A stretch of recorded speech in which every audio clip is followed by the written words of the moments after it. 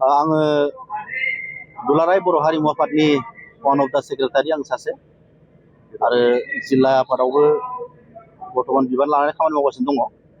दा जों बयबो मिथिगौ जोंनि दुलाराय बर' हारिमु आफादनि दिनै फैयै फैयै 35थि बोसोर जाबाय। 35थि बोसोरनि दिनैयो बे साननि दिनैयो ग्रोब जाबाय। बे सानाव बे हिसाबै जोंबो बाक्सा जिल्ला दुलाराय बर' हारिमु आफादा बे जोनोम सानखौ जोबोद गाजा गोमजायै फालिनो हायाखैबाबो एसे खेलेबलेबाबो जोङो फालिदों। बेजों लोगोसे बेजों लोब्बा लाखिनानै जोङो बाक्सा जिल्ला दुलाराय बर' हारिमु आफादा बारदै सिख्ला मोसानायनि सायाव अलरेडि जों सानबानि मावबादा लाखांबाय आरो बे मावबादा लानायाव बाहागो लानाय मोसागिरि दामगिरि फंबाय बिनानावमोननि दिनै जोङो बयनोबो फोरमान बिलाइजों राननाय जागोन।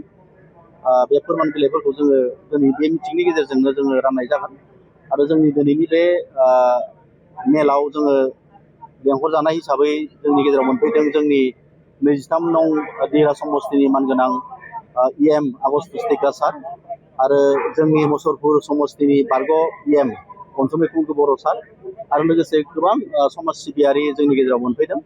दा बिथांमोननि हाबाफारि जागासिनो दङ।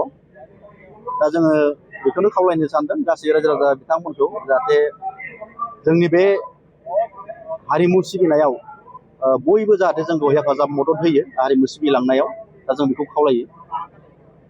औ नंगौ, मोनसे बे जोंनि जिथु बागुरुम्बा दोहौ बियो माने वर्ल्डआवनो मुलुगनाङैनो मोनसे जोंनि जाथिनि जे कालचार बर' जाथिनि मोसानाय होननानै जे माने मिथिजाहोनाय बे बागुरुम्बा मोसानाया अलरेडि बियो जानानै थांखांबाय। बे बागुरुम्बा दोहौनि गेजेरजोंनो जोंनि बर' जाथिया गोबां माने हादर हादरसाफोराव मुंदांखा जाहैबाय।